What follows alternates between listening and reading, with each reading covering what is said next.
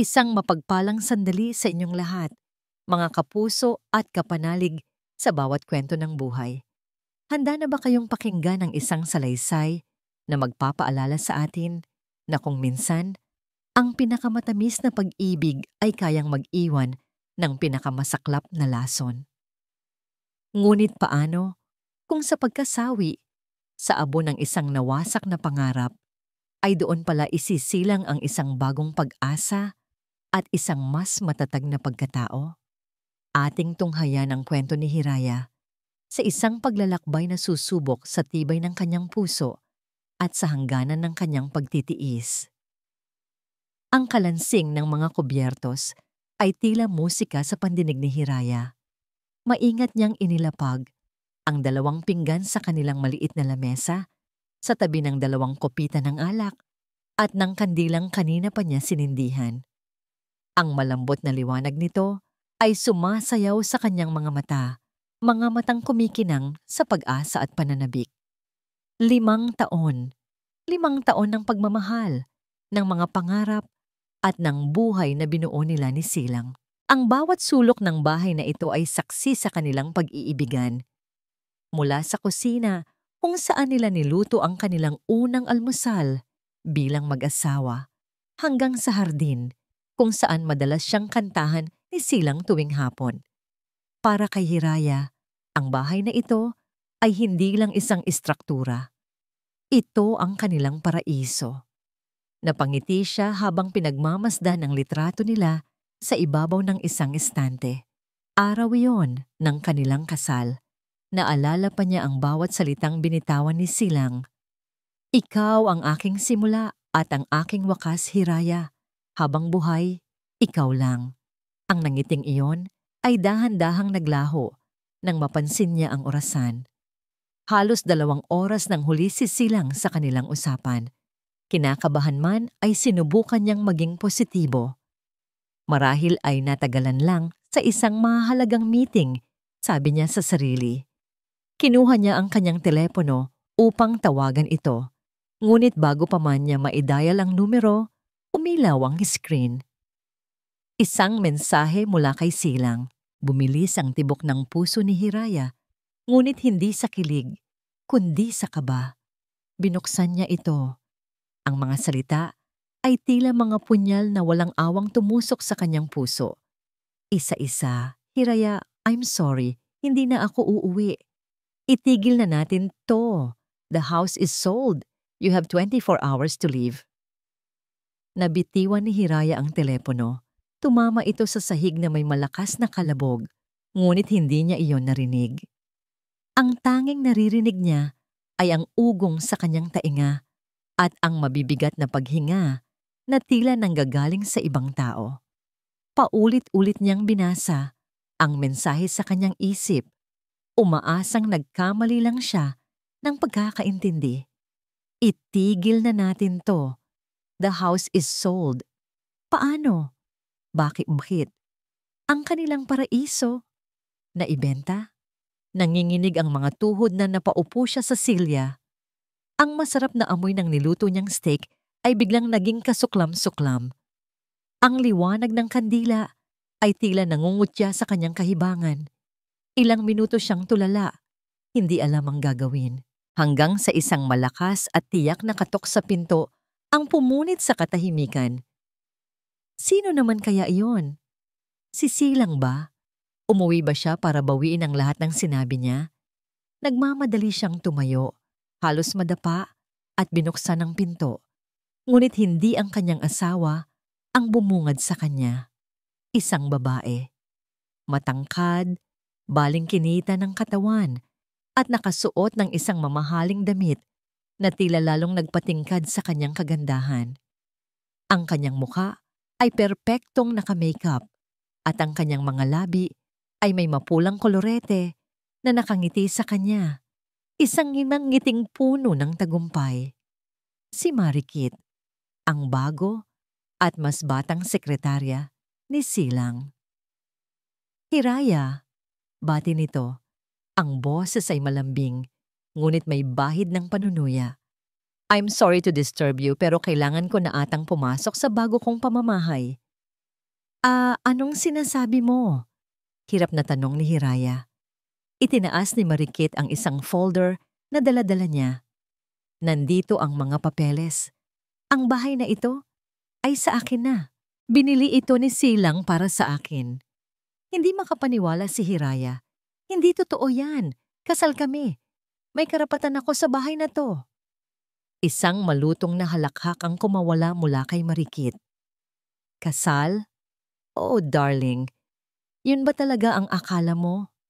Binuklat nito ang folder at inilabas ang isang dokumento. Hindi mo pa ba alam? O sadyang nagbubulag-bulagan ka lang? Walang bisa ang kasal ninyo. It was never registered. Ang mga huling salita ay parang isang malakas na kulog na bumasag sa buong pagkatao ni Hiraya. Walang bisa ang kasal. Sinungaling, sigaw ni Hiraya. Ngunit ang boses niya ay basag. Am I? Tanong ni Marikit. Itinaas ang isang kilay. Sige nga, nasaan ang marriage certificate ninyo? Yung original. Nakita mo na ba? Parang isang kidlat na gumuhit sa isip ni Hiraya. Oo nga. Ang tanging hawak niya ay isang kopya. Palaging sinasabi ni Silang na ito na ang nag-aasikaso ng lahat. Sa isang iglap, tumakbo si Hiraya papasok sa kanilang silid. Ang silid na puno ng kanilang mga alaala. Binuksan niya ang lahat ng drawer, itinapon ang lahat ng laman, hinagis ang mga damit mula sa aparador. Hinahanap niya ang isang piraso ng papel na magpapatunay na hindi siya nababaliw, na ang 5 taon ng buhay niya ay hindi isang malaking kasinungalingan. Ngunit wala siyang nakita. Tanging ang mga damit ni Silang na unti-unti nang nawawala sa aparador ang kanyang napansin. Planado. Planado ang lahat ng ito. Bumalik siya sa sala. Talunan. Ang mukha niya ay basang-basa na ng luha. Nakatayo pa rin doon si Marikit, nakapamiwang. Tila isang reyna na pinagmamasdan ng kanyang nasakop na teritoryo. Leave! Utos ni Marikit. Ang boses ay malamig na ngayon. Or I will call security. Wala nang lakas si Hiraya para lumaban.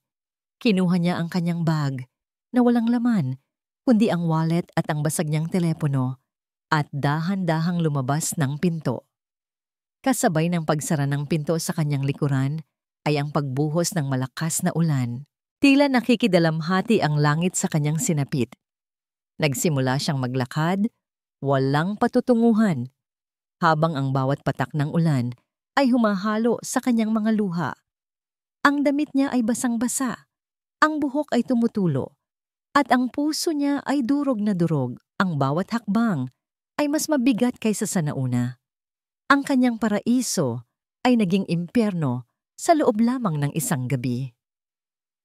Sa gitna ng kalye, sa ilalim ng malakas na ulan, hindi na kinaya ng kanyang mga tuhod.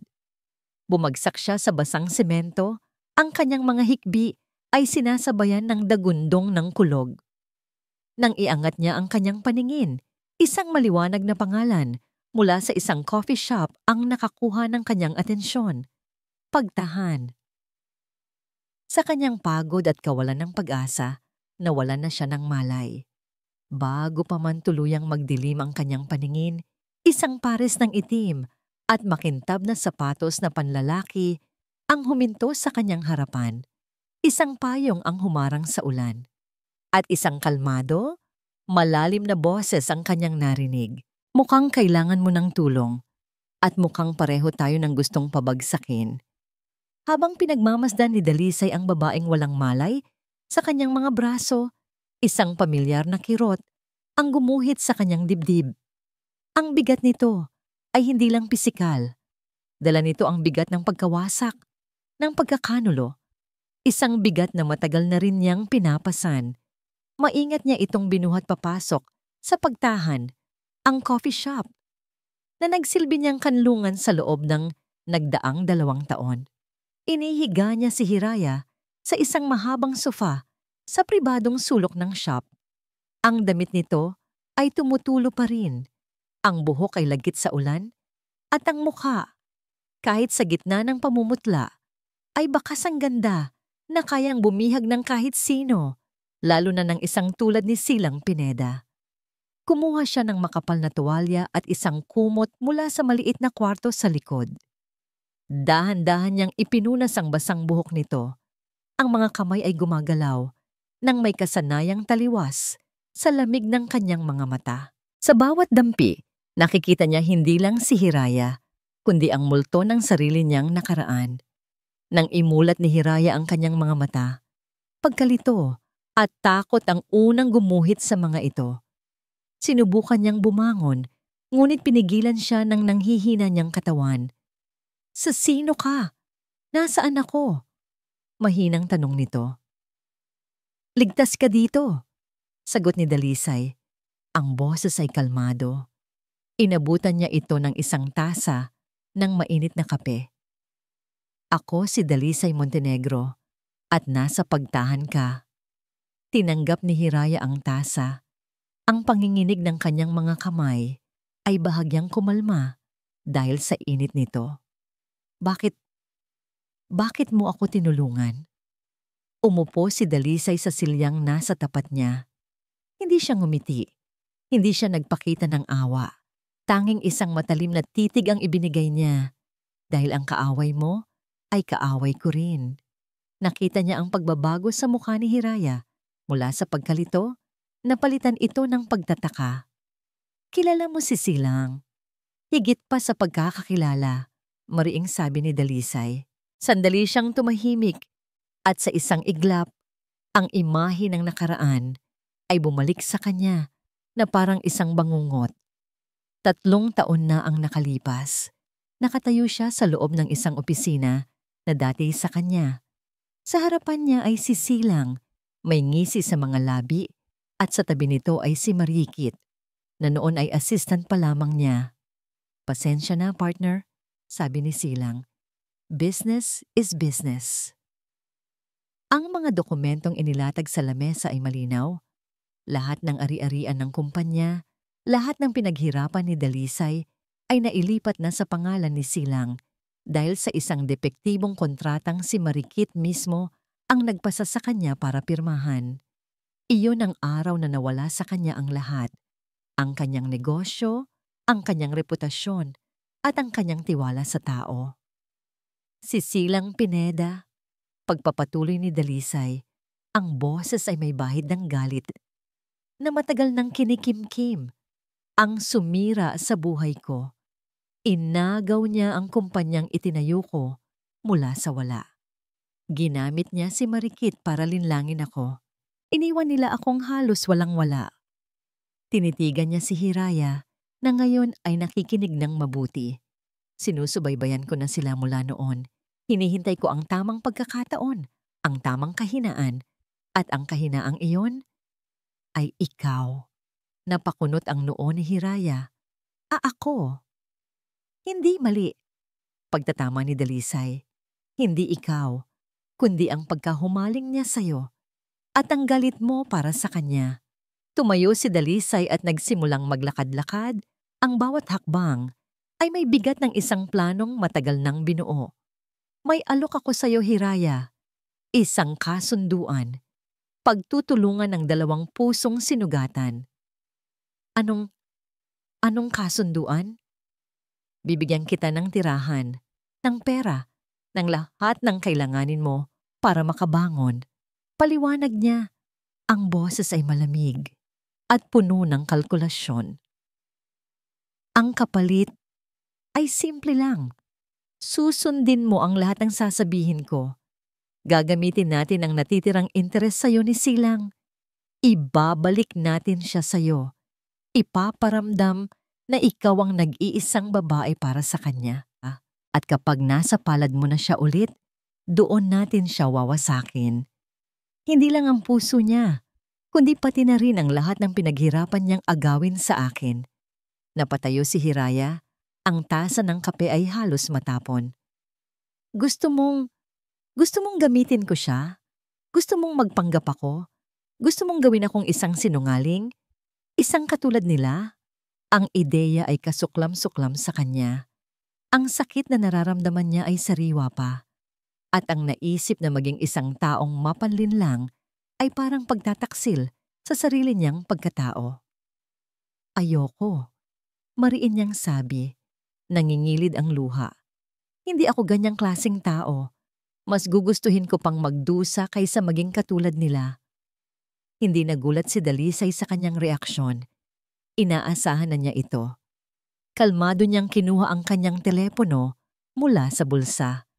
Naiintindihan kita, sabi niya. Pero bago ka tuluyang tumanggi, may gusto lang akong ipapanood sa'yo. Ipinakita niya ang screen kay Hiraya. Ito ay isang video, kuha ng palihim sa isang restaurant ilang linggo na ang nakalipas. Nasa video si Marikit, kausap ang isang kaibigan, tumatawa ng malakas. Nakakatawa nga si Hiraya sabi ni Marikit sa video, habang humihigop ng wine. She actually believes in forever. Araw-araw, pinagsisilbihan niya si Silang na parang hari. Hindi niya alam.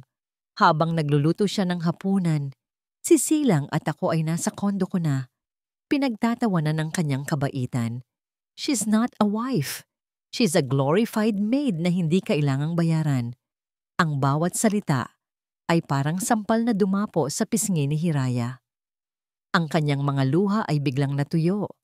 Ang lungkot sa kanyang mga mata ay dahan-dahang napalitan ng isang apoy na ngayon lang niya naramdaman. Ang apoy ng purong galit. Ang babaeng minsan nang nagmahal ng buo ay biglang nagising sa isang malupit na katotohanan. Ang kanyang pag-ibig ay hindi lang binaliwala. Ito ay pinagtawanan at ginawang katatawanan. Ibinaba ni Dalisay ang telepono. Tinitigan niya si Hiraya na ngayon ay nakatayo ng tuwid. Ang mga kamao ay nakakuyom sa kanyang tagiliran. Ang babaeng mahina at talunan na dinala niya mula sa ulan ay wala na. Ang nasa harapan niya ngayon ay isang babaeng handa ng lumaban. Isang mahabang katahimikan ang namagitan sa kanila. Tanging ang tunog na lamang ng ulan sa labas ang maririnig. Pagkatapos ng ilang sandali, tumingin si Hiraya diretso sa mga mata ni Dalisay. Ang kanyang boses, nang muli siyang magsalita, ay hindi na nanginginig.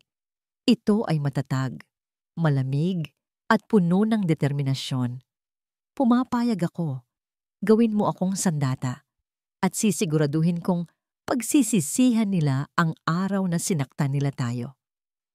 Kinabukasan, sinimulan ni Dalisay ang unang yugto ng kanilang kasunduan.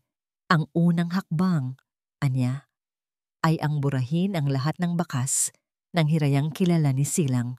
Ang Hirayang simple, mahinhin, at laging nakayuko.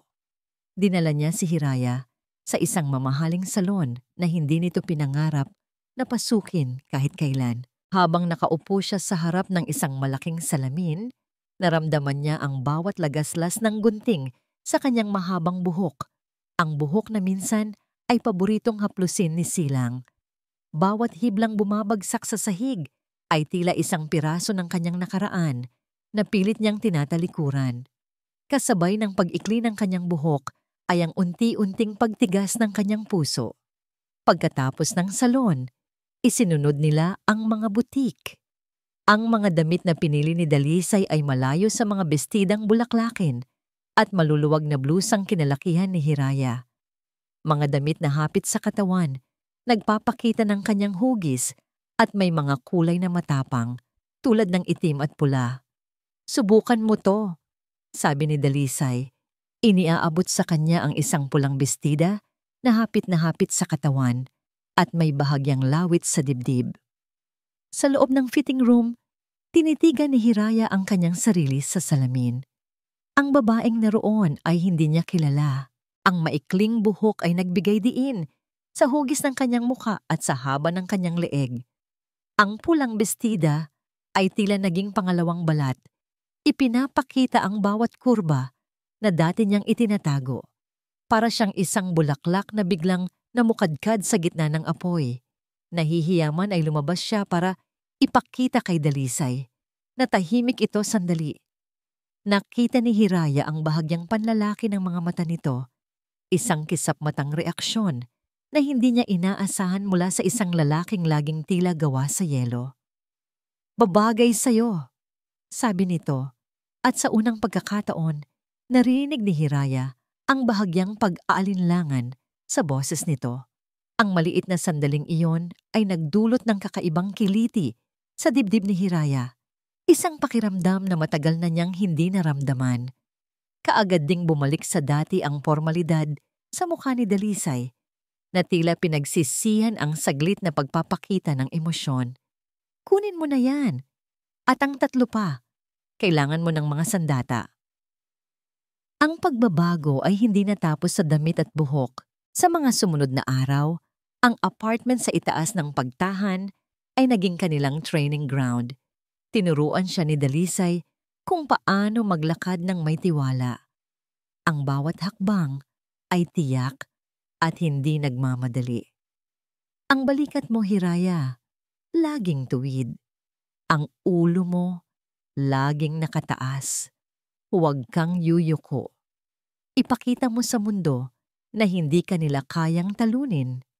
Naging mahigpit siyang guro. Paulit-ulit siyang pinaglakad ni Dalisay sa sala habang suot ang matataas na takong na binili nila hanggang sa mawala ang panginginig sa kanyang mga binti. Tinuruan niya si Hiraya kung paano ngumiti. Hindi ang matamis at inosenteng nangiti na dati niyang ibinibigay, kundi isang nangiting may hiwaga, isang nangiting nang aakit ngunit hindi nagbibigay ng lahat. Ang pinakamahirap na aral ay ang sayaw. Isang gabi, nagpatugtog si Dalisay ng isang mabagal, sensual na musika. "Sa mga pagtitipon na pupuntahan mo, hindi maiiwasan ang sayawan," sabi nito. "Kailangan mong matutong gumalaw na parang ikaw ang may-ari ng sahig." "Pero, hindi ako marunong," alanganing sagot ni Hiraya. Hindi ito sumagot. Sa halip, inilahad nito ang kanyang kamay. Nag-atubili si Hiraya, ngunit sa huli ay tinanggap din ito. Ang init ng palad ni Dalisay ay tila gumapang sa buong braso niya. Inilagay nito ang isa niyang kamay sa balikat nito, at ang isa naman ay hinawakan nito ng mahigpit. "Sumunod ka lang sa akin," bulong nito. Sa una, ang mga paa ni Hiraya ay tila may sariling isip. Panay ang tapak niya sa sapatos ni Dalisay at ang kanyang katawan ay naninigas sa hiya. Ngunit si Dalisay ay nanatiling matiyaga. Ginagabayan ang bawat galaw niya ng may pambihirang pasensya. Dahan-dahan, natutunan ni Hiraya na magtiwala, na bitiwan ang kanyang mga pag-aalinlangan at hayaang dalhin siya ng musika at ng kanyang kapareha. Habang sila ay umiikot sa maliit na espasyo, ang distansya sa pagitan nila ay unti-unting nawawala. Ang bango ng pabango ni Dalisay ay bumalot sa kanya. Naramdaman niya ang tibok ng puso nito sa kanyang dibdib, isang ritmong kalmado at matatag. Sa isang iglap, hindi na ito ang kanyang guro at hindi na rin siya ang kanyang estudyante. Sila ay dalawang taong pinag-isa ng isang malungkot na melodiya. Sa isang pag-ikot, natapilok si Hiraya. Mabilis siyang sinalo ni Dalisay. Ang isang braso ay mahigpit na pumulupot sa kanyang baywang. Ang kanilang mga mukha ay ilang pulgada na lang ang pagitan. Nakita niya ang kanyang sarili sa maitim na mga mata nito. At sa mga matang iyon, wala ang lamig at galit na laging nandoon. Ang nakita niya ay isang bagay na mas malalim. Isang bagay na tila nalulunod.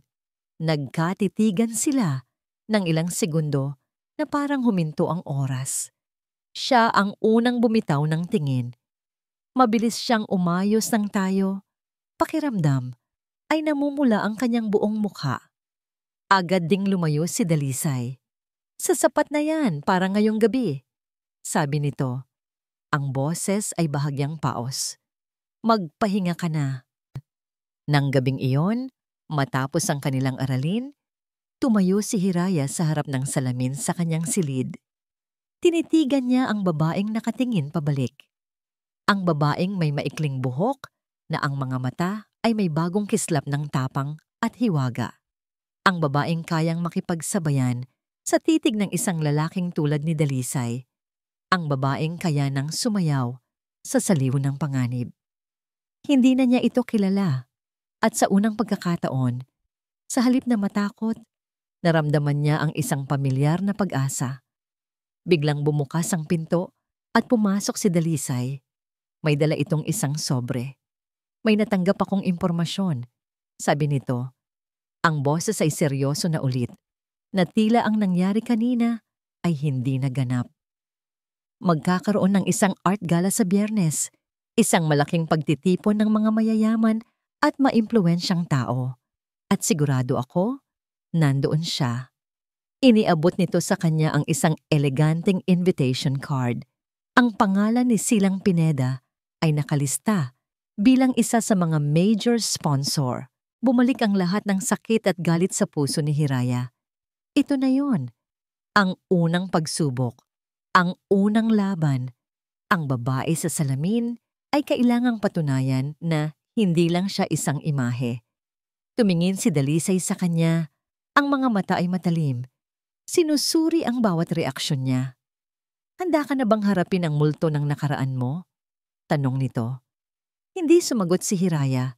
Sa halip, dahan-dahan niyang kinuha ang imbitasyon mula sa kamay nito. Ang kanyang mga daliri ay hindi nanginginig. Tumingin siya sa kanyang refleksyon sa salamin.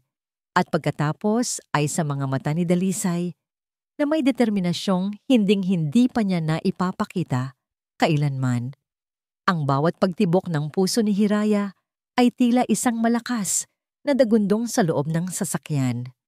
Ang lamig ng leather na upuan ay hindi sapat para palamigin ang nanlalamig niyang mga kamay na mahigpit na magkahawak sa ibabaw ng kanyang kandungan. Sa labas ng bintana, ang marangyang gusali kung saan gaganapin ang art gala ay nagniningning na parang isang palasyo ng mga bituin. Ngunit para sa kanya, ito ay isang arena, isang larangan ng digmaan. Huwag mong kalimutan, Hiraya, basag ni Dalisay sa katahimikan. Ang mga mata ay nakatuon sa daan, ngunit ang diwa ng kanyang mga salita ay para sa kanya. Hindi ikaw ang biktima ngayong gabi. Ikaw ang mangangaso at ang tanging kailangan mong gawin ay ipakita sa iyong biktima ng buho na hindi ka na niya kayang hulihin. Huminga ng malalim si Hiraya, pinapakalma ang sarili. Naiintindihan ko. Huwag kang lalapit sa kanya. Hayaan mong siya ang lumapit sa iyo. Huling paalala nito. At kapag lumapit na siya, biguin mo siya. Tumango si Hiraya. Huminto ang sasakyan sa tapat ng grand entrance. Bago siya bumaba, tinapunan niya ng tingin si Dalisay. Isang tingin ng pasasalamat at kaba. Tumango lang ito, isang tahimik na pagbibigay ng lakas. Sa paghakbang niya palabas ng sasakyan, kasabay ng pagtama ng ilaw ng mga kamera, naramdaman niya ang pagbabago. Iwinaksin niya ang lahat ng takot. Ang Hirayang asawa ni Silang ay namatay na noong gabing umuulan. Ang babaeng nakatayo ngayon sa harap ng lahat, suot ang isang dugong pulang bestida na yumayakap sa kanyang katawan, ay ibang-iba na. Sinalubong niya ang mga tingin, ang mga bulungan, ang mga titig na puno ng paghanga at pagtataka. Dama niya ang mga ito, ngunit hindi siya nagpatinag. Ipinagpatuloy niya ang paglakad papasok. Ang bawat hakbang ay may tiwala at grasya, tulad ng itinuro sa kanya ni Dalisay. Ang tunog ng kanyang mga takong sa makintab na sahig ay tila isang deklarasyon. Nandito na ako. Dumiretso siya sa bar at umorder ng isang baso ng champagne. Hindi dahil sa gusto niya, kundi dahil iyon ang nasa plano. Habang hawak ang kopita, dahan-dahan niyang inilibot ang kanyang paningin sa buong bulwagan. Isang reynang sinusuri ang kanyang kaharian. At doon, sa gitna ng isang grupo ng mga taong tumatawa, nakita niya siya. Si Silang. Ang lalaking minahal niya ng buong buhay niya. Ang lalaking sumira sa kanya. Nakasuot ito ng isang mamahaling suit. Ang buhok ay perpektong nakaayos at ang ngiti sa mga labi ay kasing akit pa rin niyang dati. Nakasabit sa braso nito na parang isang mamahaling palamuti ay si Marikit, nagniningning sa mga alahas. Parang isang kutsilyong biglang itinarak sa puso ni Hiraya ang tanawin. Ngunit mabilis niyang pinigilan ang anumang emosyon na gustong kumawala. Sa halip, hinayaan niyang manatili ang malamig na maskara sa kanyang mukha. At sa isang sandali, na tila may isang hindi nakikitang sinulid na nag-uugnay sa kanila. Nag-angat ng tingin si Silang. Nagtagpo ang kanilang mga mata mula sa magkabilang dulo ng silid. Nakita ni Hiraya ang pagbabago sa mukha nito. Ang nangiti nito ay dahan-dahang naglaho. Ang kanyang mga mata ay nanlaki sa gulat. Sa hindi makapaniwalang pagkamangha, ang lalaking laging puno ng kumpiyansa ay biglang natigilan. Ang hawak na baso ay nanigas sa ere. Para siyang nakakita ng multo. Isang multo na mas maganda at mas mapanganib kaysa sa alaala. Sinundan ni Marikit ang titig ni Silang at nakita rin niya si Hiraya. Ang peking ng ngiti ni Marikit ay naglaho, napalitan ng isang tingin ng pagkasuklam at pagbabanta. Ngunit hindi iniwas ni Hiraya ang kanyang tingin. Sa halip, itinaas niya ng bahagya ang kanyang kopita, isang tahimik at nang uuyam na pagbati, bago niya ito dahan-dahang ininuman at muling ibinaling ang atensyon sa bartender na parang walang nangyari. Ilang minuto ang lumipas, naramdaman ni Hiraya ang isang presensya sa kanyang tabi. Ang pamilyar na pabango na yon. Hindi niya kailangang lumingon para malaman kung sino ito. Hiraya? Ang boses ni Silang ay malambing, puno ng pagtataka, na para bang binibigkas ang pangalan ng isang matagal nang nawawalang alaala. Dahan-dahan siyang lumingon at binigyan niya ito ng isang blangkong tingin. "I'm sorry, do I know you?" Nakita niya ang sakit at pagkalito sa mga mata nito. "Hiraya, it's me. Silang, what are you doing here? You look..." Hindi nito mahanap ang tamang salita. "Different?" Sabi lang ni Hiraya na may bahid ng pagkainip sa boses. "Silang Pineda, the sponsor." Ibinalik niya ang kanyang tingin sa unahan. Ang kanyang malamig na pagtrato ay isang direktang sampal sa ego ni Silang. Hindi ito sanay na binabaliwala. "Anong nangyari sa'yo? Saan ka nanggaling?" Sunod-sunod nitong tanong. Bago pa man makasagot si Hiraya, dumating si Marikit. Ang mga braso ay mabilis na ipinulupot kay Silang. "Darling, kanina pa kita hinahanap," sabi nito, ngunit ang mga mata ay matalim na nakatitig kay Hiraya. "Oh, Hiraya, nandito ka pala. What a surprise." Ngumiti si Hiraya, ang ngiting pinraktis nila ni Dalisay. "Marikit, your dress is lovely. It almost distracts from the desperation in your eyes." Namula ang mukha ni Marikit sa galit. Humigpit ang kapit nito kay Silang. "Halika na, darling. Hinihintay na tayo nila, Mr. Tan."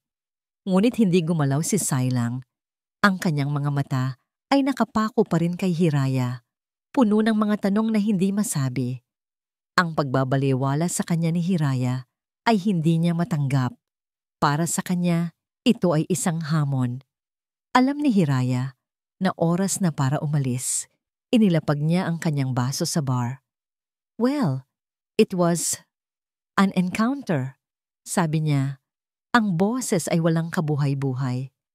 "Enjoy your evening." Tumalikod na siya at nagsimulang maglakad palayo. Naramdaman ang dalawang pares ng mga matang nakasunod sa bawat galaw niya. Ang mga mata ni Marikit ay puno ng galit.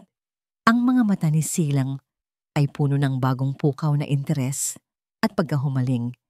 Nang makalabas siya ng gusali at makasakay sa naghihintay na sasakyan ni Dalisay, doon lang niya pinakawalan ang hiningang kanina pa niya pinipigilan. Nagsimulang manginig ang kanyang mga kamay. Ngunit sa gitna ng panginginig, mayroong isang pakiramdam ng tagumpay. Nagawa niya. Ang unang hakbang ay tapos na. Tahimik lang si Dalisay habang nagmamaneho sila palayo. Pagkalipas ng ilang minuto, tumunog ang telepono ni Hiraya. Isang mensahe.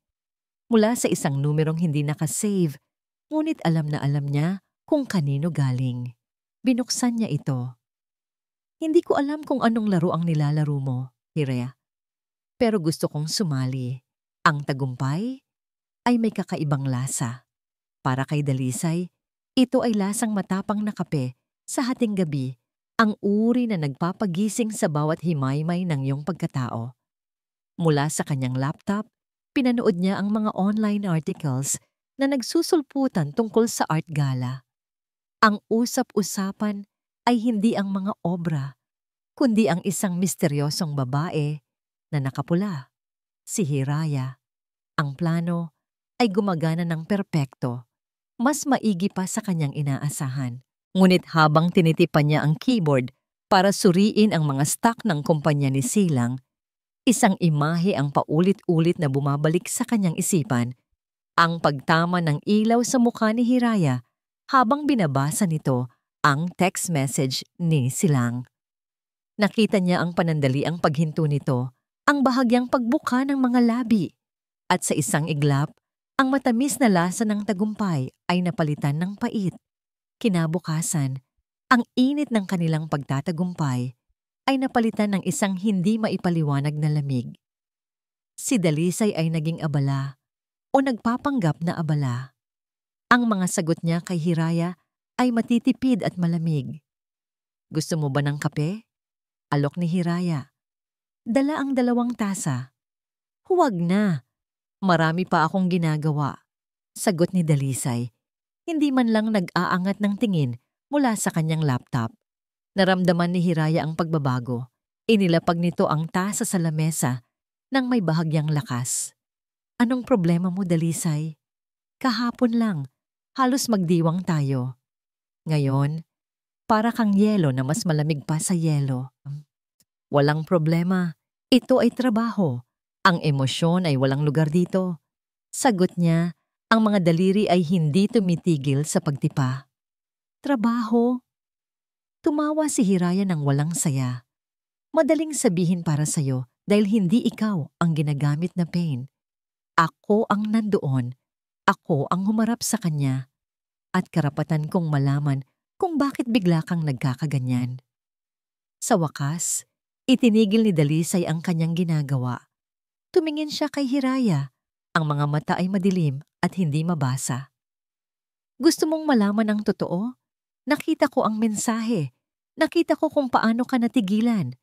Baka naman sa isang parte ng puso mo, kinilig ka pa rin. Ang mga salita ay tumama kay Hiraya na parang sampal. Walang hiya ka. Sa tingin mo ba ginusto ko to? Sa tingin mo ba nag-e-enjoy ako sa larong ito? Nanginginig ang boses nito sa galit. Ginagawa ko to dahil wala kang ibang ipinakitang paraan sa akin. Dahil sinabi mo na ito ang tanging paraan para makakuha ng hustisya. Talaga ba? O baka naman nasasabik ka lang sa ideya na muli kang hahabulin ng isang Silang Pineda? Ganti ni Dalisay, ang sarili niyang selos ay lumalabas na parang lason. Hindi ako katulad mo! Sigaw ni Hiraya. At sa pagkakataong yon, nakita ni Dalisay ang mga luhang namumuo sa mga mata nito. Hindi ako isang taong nabubuhay na lang para sa paghihiganti. Ang mga salitang yon ay tumago sa pader na binuo ni Dalisay. Bigla niyang nakita ang sarili sa sinabi nito. Isang taong anino na lang ng kanyang dating pagkatao, na ang tanging layunin ay ang pagbagsak ng iba. Natahimik siya, na puno ng pagsisisi. Ang galit na nararamdaman niya ay hindi para kay Hiraya. Ito ay para sa kanyang sarili. Para sa kawalan niya ng kontrol sa isang damdaming hindi niya dapat nararamdaman. Lumipas ang ilang oras ng mabigat na katahimikan. Gabi na. Nakaupo si Hiraya sa may bintana, nakatanaw sa malayo. Lumapit si Dalisay. Dala-dala ang bigat ng kanyang mga binitawang salita. Patawad, sabi niya. Ang boses ay mahina. Wala akong karapatang sabihin yon. Hindi lumingon si Hiraya. Bakit ka ba talaga ganito kagalit sa kanya, Dalisay? Higit pa sa pera, hindi ba? May mas malalim pa. Huminga ng malalim si Dalisay. Ito na marahil ang tamang pagkakataon. Bago ko pa naging partner si Silang, may pangarap ako. Isang architectural firm na magtatayo ng mga bahay na abot kaya, pero maganda. Mga tahanan, hindi lang mga bahay. Si Silang ang naging investor ko. Pinagkatiwalaan ko siya sa lahat.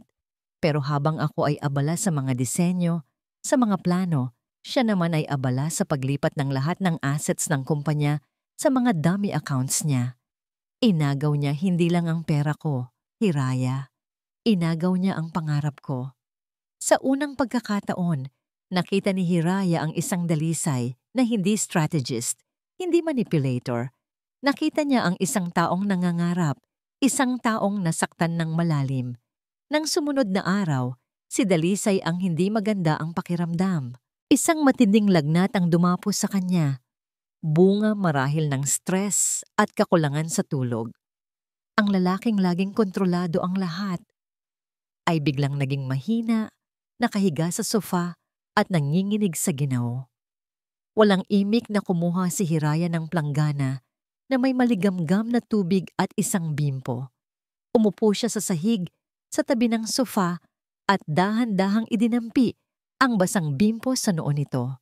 Hindi nagsalita si Dalisay, ngunit ipinikit nito ang mga mata na tila nagpapasalamat sa malamig na dampi. Nagluto si Hiraya ng mainit na sabaw at matiyaga niya itong pinakain. Sa mga sandaling iyon, wala ang kanilang kasunduan. Wala ang paghihiganti. Ang naroon lang ay 2 taong na sugatan, nag-aalaga sa isa't isa sa gitna ng katahimikan. Ang pag-aalala sa mga mata ni Hiraya ay totoo. Ang pasasalamat sa mga mata ni Dalisay ay hindi maitatago. Nang magising si Dalisay kinagabihan, mas mabuti na ang kanyang pakiramdam. Nakita niya si Hiraya na nakatulog sa silyang katabi niya. Isang kumot ang nakabalot dito. Dahan-dahan siyang bumangon at kinumutan ito ng maayos. Pinagmasdan niya ang payapa nitong mukha at isang damdamin ng proteksyon ang biglang bumalot sa kanya. Ngunit ang panandaliang kapayapaan ay biglang nabasag. Isang delivery man ang kumatok sa pinto. May dala itong isang maliit, eleganteng kahon. Nang buksan ito ni Hiraya, bumungad sa kanila ang isang kumikinang na kwintas na may diamante. May kasama itong card para sa pinakamagandang multo na nakita ko. Let's talk. Nakita ni Dalisay ang kumikinang na alahas sa leeg ni Hiraya sa kanyang imahinasyon. Ang regalo ay hindi lang isang kwintas. Ito ay isang kadena, isang paalala ng kapangyarihan ni Silang, isang simbolo ng mundong kayang ibigay nito kay Hiraya. Ang mundong hindi niya kayang ibigay, ang lahat ng pag-aalaga, ang lahat ng namuong pagtitiwala ay biglang naglaho na parang bula. Tumigas ang kanyang panga. Walang salitang lumabas sa kanyang bibig. Dalisay? Nagsimulang magpaliwanag si Hiraya. Ngunit hindi niya ito pinatapos. Mabilis niyang kinuha ang kanyang jacket at ang susi ng kotse. Dalisay, sandali. Hindi siya lumingon. Binuksan niya ang pinto at lumabas. Isinasara ito nang may puwersa sa kanyang likuran. Iniwan niya si Hiraya na nakatayo doon. Hawak ang regalo mula sa kanyang nakaraan. Habang ang kanilang brinasong samahan ay muling nasa bingit ng pag-aalinlangan. Ang restaurant na pinili ni Silang ay isa sa mga lugar na dati nilang madalas puntahan. Isang lugar na puno ng matatamis na alaala na ngayon ay parang mga multong bumubulong sa bawat sulok. Habang nakaupo si Hiraya sa harap niya, sa ilalim ng malambot na liwanag ng isang eleganteng chandelier, ramdam niya ang bigat ng bawat segundong lumilipas. Ang suot niyang itim na bestida ay parang isang baluti, ngunit sa ilalim nito, ang puso niya ay walang tigil sa pagtambol. Hindi pa rin ako makapaniwala na nandito ka sa harap ko. Simula ni Silang, ang boses ay puno ng paghangang. Matagal nang hindi naririnig ni Hiraya mula sa kanya. Ang laki ng ipinagbago mo. You're breathtaking. Isang maliit at walang emosyong nangiti Ngiti lang ang isinukli ni Hiraya. People change, Silang. It's the only constant thing in the world. Nagpatuloy ang kanilang hapunan sa isang laro ng pusa at daga. Si Silang ay puno ng mga tanong. Sinusubukang alamin kung nasaan siya, ano ang ginagawa niya, at sino ang mga kasama niya. Si Hiraya naman ay nagbibigay ng mga sagot na tila mga palaisipan. Sapat para mapanatili ang kanyang interes, ngunit kulang para bigyan siya ng anumang kasiguraduhan. Hindi ko naisip na magagalit ka ng ganoon, sabi ni Silang, na tila nagsisisi. Aminado ako, nagkamali ako, masyado akong nadala sa mga komplikasyon. Komplikasyon? Iyon ba ang tawag mo kay Marikit ngayon? Tanong ni Hiraya. Ang boses ay malamig na parang yelo. Natigilan si Silang. Inabot nito ang kanyang kamay na nakapatong sa ibabaw ng lamesa. Hiraya, makinig ka. Si Marikit, she was a mistake. Isang pagkakamaling pinagsisisihan ko araw-araw. Ang init ng palad nito ay pamilyar. Sa isang iglap, bumalik sa alaala ni Hiraya ang isang gabi sa lugar ding iyon. 5 taon na ang nakalipas. Ganoon din ang ginawa ni Silang. Hinawakan ang kanyang kamay at sinabing, hinding-hindi kita iiwan. Ang alaala ay napakatamis at kasabay nito'y napakasakit. Halos maniwala siya. Halos bumigay ang pader na itinayo niya sa paligid ng kanyang puso. Alam kong nasaktan kita. Pagpapatuloy nito, hinihigpitan ng hawak sa kanyang kamay. Pero handa akong itama ang lahat. Iwan mo lang kung sino man iyang kasama mo ngayon. Bumalik ka sa akin, Hira. Ibibigay ko sa iyo ang lahat. We can start again. Ang mga salita ay isang matamis na lason, isang pamilyar na kanta na minsan nang nagpatulog sa kanyang kahibangan. Isang parte niya ang gustong maniwala, ang gustong bumalik sa dati, ang parte niyang pagod na sa pagpapanggap. Ngunit bago pa man siya makasagot, isang anino ang tumabon sa kanilang lamesa. Inaabala ko ba kayo? Ang boses na yon, malamig, kalmado, at puno ng awtoridad. Napatingala si Hiraya, nakatayo doon si Dalisay, nakasuot ng isang madilim na polo. Ang mga mata ay matalim na nakatitig hindi sa kanya, kundi kay Silang. Sino ka? Inis na tanong ni Silang. Mabilis na binitiwan ang kamay ni Hiraya. Hindi sumagot si Dalisay. Sa halip, inilagay nito ang isang kamay sa likod ng silya ni Hiraya, isang kilos na nagpapakita ng pag-aari. Tumingin ito sa kanya at sa mga mata nito ay may isang mensaheng tanging siya lang ang nakakaintindi. Sumakay ka lang. Pasensya na, mahal, sabi ni Dalisay. Ang boses ay biglang lumambing nang bumaling sa kanya. Natagalan ako sa pakikipag-usap sa kliyente. Kanina ka pa ba naghihintay? Naintindihan ni Hiraya. Ito ang plano. Ang susunod na hakbang. Tumayo siya at hinalikan si Dalisay sa pisngi. Hindi naman. Kararating lang din namin. Ang panga ni Silang ay tumigas. Ang pagkalito sa kanyang muka ay napalitan ng selos at galit. Ano to, Hiraya? Sino siya? Humarap si Dalisay kay Silang. Ako si Dalisay. Pagpapakilala nito, inilahad ang kamay na hindi naman tinanggap ni Silang. Ang bago sa buhay ni Hiraya at ikaw, dapat ay ang nakaraan na. Tumawa si Silang ng mapakla. Ganoon ba? Sa pagkakaalam ko ang mga nakaraan ay may tendensyang bumalik, lalo na kung mas marami silang kayang ialok. Isang matalim na ngiti ang sumilay sa labi ni Dalisay. Depende sa alok.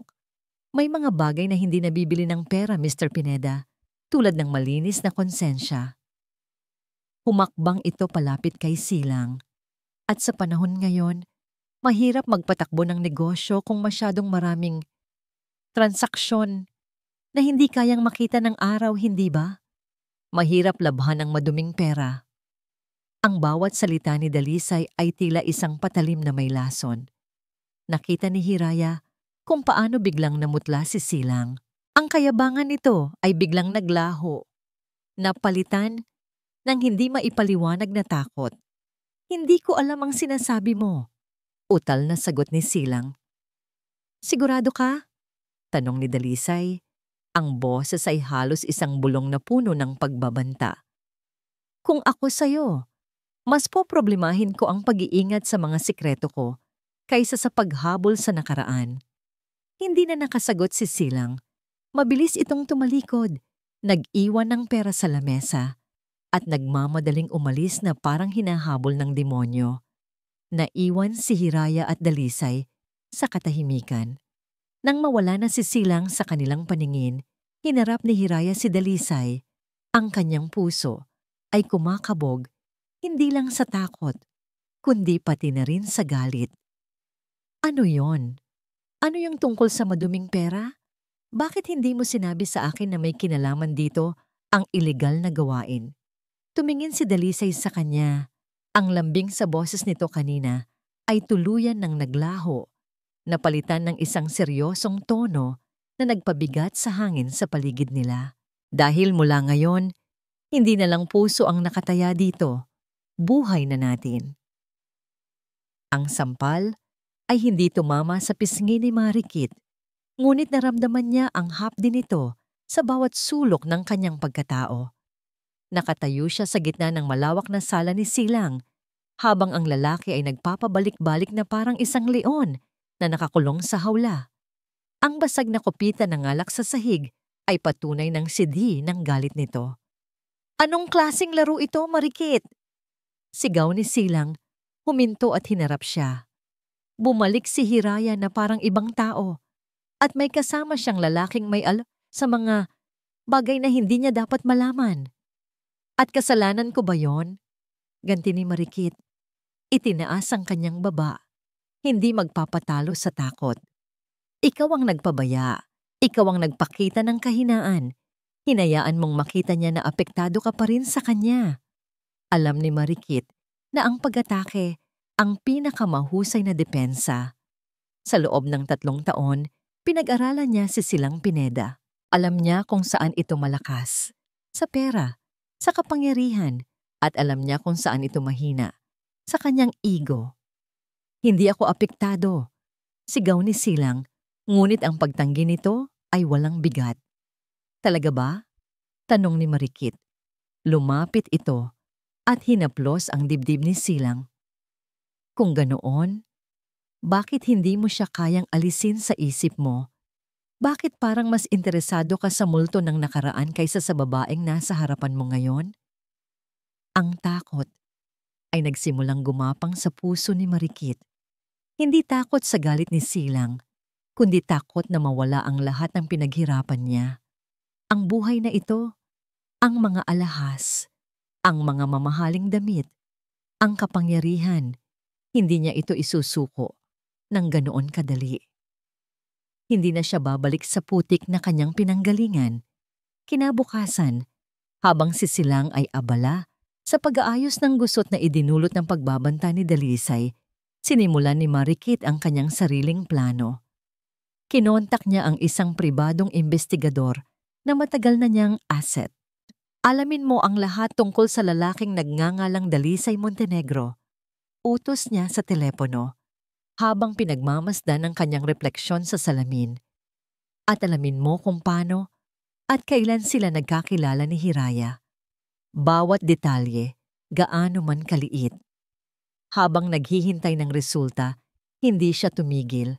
Ginamit niya ang kanyang connections sa social scene. Kinontak niya si Brenda, isang sikat na vlogger na kilala sa pagpapakalat ng mga chismis na may malaki ring utang na loob sa kanya. Nagkita sila sa isang tahimik na cafe. Brenda darling, simula ni Marikit, ang kanyang boses ay kasing tamis ng pulot. May kwento ako para sa'yo. Isang kwentong siguradong pagpipiestahan ng mga followers mo. Ikinuwento niya ang isang bersyon ng katotohanan na pabor sa kanya. Si Hiraya Anya ay isang desperadong babae na hindi matanggap ang paghihiwalay. Isang babaeng nakipagsabwatan sa isang kaaway ni Silang para sirain ito.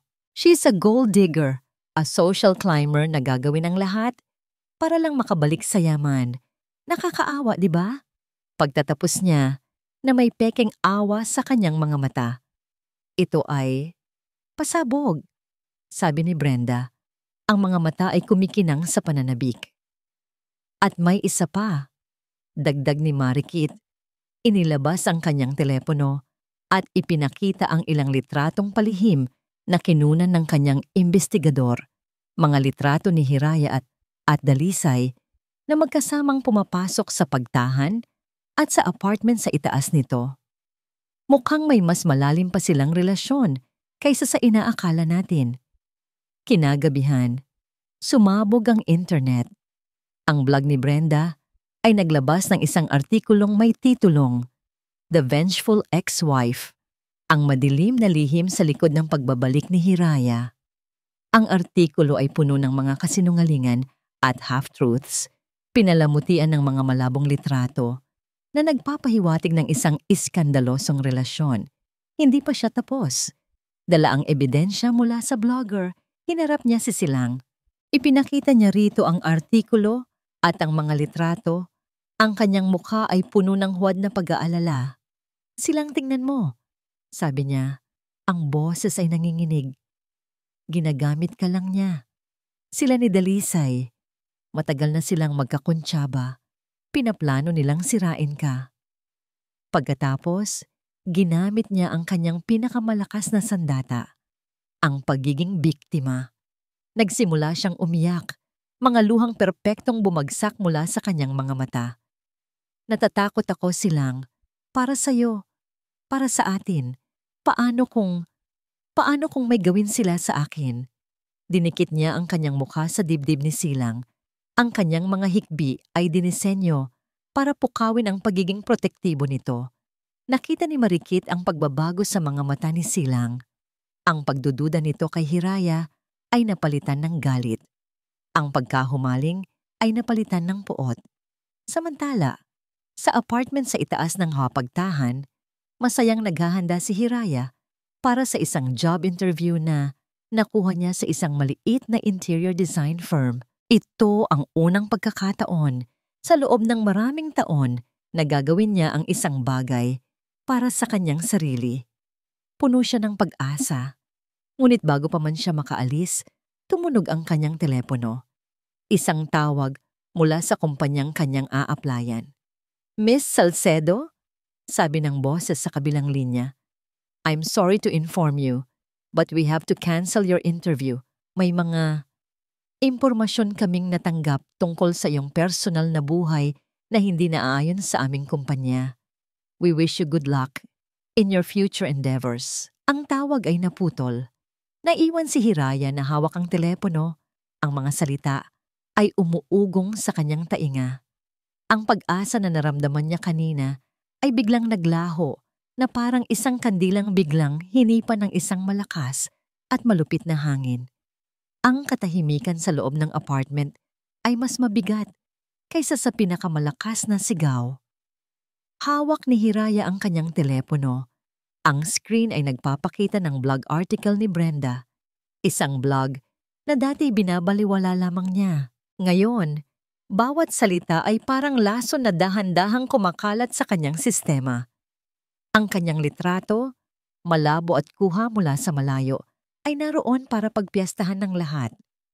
Ang kanyang pangalan ay dinudungisan. Ang kanyang pagkatao ay winawasak sa harap ng publiko. Si Dalisay, na kararating lang mula sa isang lakad, ay agad na naramdaman ang bigat sa hangin. Nakita niya ang ekspresyon sa mukha ni Hiraya, isang halo ng sakit, galit at pagkatalo na mas matindi pa kaysa noong pinalaya siya sa kanyang sariling bahay. Anong nangyari? Tanong niya, kahit na may hinala na siya kung ano ang dahilan. Nakita niya ang kumakalat na balita sa social media. Hindi sumagot si Hiraya. Sa halip, inihagis niya ang telepono sa ibabaw ng sofa, halos tumama sa kanyang balikat. Basahin mo kung paano nila ako sinisiraan. Ito ba ang plano mo, Dalisay? Ang gawin akong sentro ng isang maruming tsismis? Binuksan ni Dalisay ang telepono at mabilis na binasa ang artikulo. Bawat pangungusap ay nagpatigas sa kanyang panga. Gawa ito ni Marikit. Sigurado ako. At ano ngayon? Tumayo si Hiraya. Hinarap siya ng may apoy sa mga mata. Ang mga kamao ay nakakuyom. Kanselado ang interview ko. Ang nag-iisang bagay na ginawa ko para sa sarili ko, nawala dahil sa plano mo. Sabi mo, babawiin natin ang sa atin. Pero sa ngayon, parang ako lang ang nawawalan. Bahagi ito ng laban, Hiraya. Giit ni Dalisay. Ang boses ay tumaas na rin. Pilit na pinapanatili ang kanyang kontrol. Inaasahan na nating gaganti sila. Hindi ka pwedeng sumuko ngayon. Sumuko? Tumawa si Hiraya ng mapakla. Ang tunog ay puno ng pait. Pagod na ako, Dalisay. Pagod na akong maging ibang tao. Pagod na akong maging sandata mo. Gusto ko lang ng normal na buhay, pero sa bawat hakbang na ginagawa natin, mas lalo lang akong napapalayo doon. Ang kanyang tinig ay nabasag at nagsimulang umagos ang kanyang mga luha. Ang kanyang mga salita ay tumama kay Dalisay, ngunit ang pagka-obsess nito sa paghihiganti ay mas malakas. Ang imahe ng pagbagsak ni Seilang ay mas malinaw kaysa sa sakit na nakikita niya sa mga mata ni Hiraya. Hindi niya kayang bitawan ang galit na bumuo sa kanya sa loob ng maraming taon. Normal na buhay? Balik ni Dalisay. Ang boses ay puno ng pangungutya, na tila hinamon ang kanyang pagkatao. Wala nang normal na buhay para sa atin hanggat hindi natin sila napapabagsak. Akala ko ba matapang ka? Akala ko ba gusto mong lumaban? O baka naman masyado ka lang talagang mahina para dito? Ang salitang mahina ay tumatak sa isip ni Hiraya. Iyon ang tingin sa kanya ni Sailang. Iyon ang tingin sa kanya ni Marikit.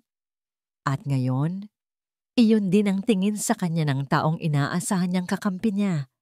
Ang sakit na dulot ng mga salitang iyon ay mas malala pa kaysa sa lahat ng chismis sa internet dahil galing ito sa taong nagsimula ng maging mahalaga sa kanya. Hindi na siya sumagot. May isang bagay sa loob niya na biglang naputol. Ang tiwala. Ang huling piraso ng pag-asa na sana ay may nakakaintindi sa kanya. Kinuha niya ang kanyang bag at walang lingon likod na lumabas ng apartment. Hindi siya pinigilan ni Dalisay. Narinig niya ang malakas na pagsara ng pinto at naramdaman niya ang lamat na nabuo sa pagitan nilang dalawa. Isang lamat na baka hindi na kailanman maghilom. Naglakad siyang muli nang walang patutunguhan, tulad noong gabing una siyang pinalayas. Ngunit ngayon, hindi na umuulan. Ang araw ay sikat na tila nang iinis sa kadilimang nararamdaman niya sa loob-loob. Dinala siya ng kanyang mga paa sa pamilyar na lugar, sa pagtahan.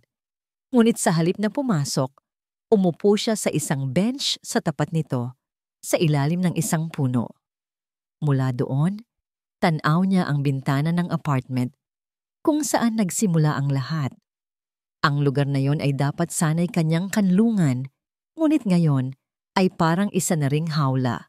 Pinagmasdan niya ang mga taong naglalakad, mga taong may normal na buhay, mga taong hindi kailangang magpanggap.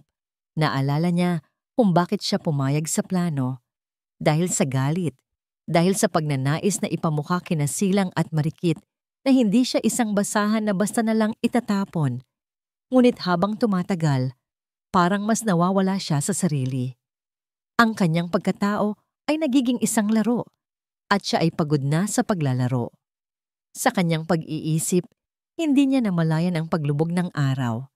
Nang tuluyan ng dilimang paligid, na pagdesisyonan niyang bumalik sa apartment, hindi para kay Dalisay, kundi para sa kanyang sarili. Kailangan niyang kuhanin ang kanyang mga gamit. Kailangan niyang umalis at magsimula muli. Kahit gaano pa kahirap, malayo sa lason ng paghihiganti at sa mga anino ng nakaraan. Pagpasok niya sa apartment, tahimik. Wala si Dalisay.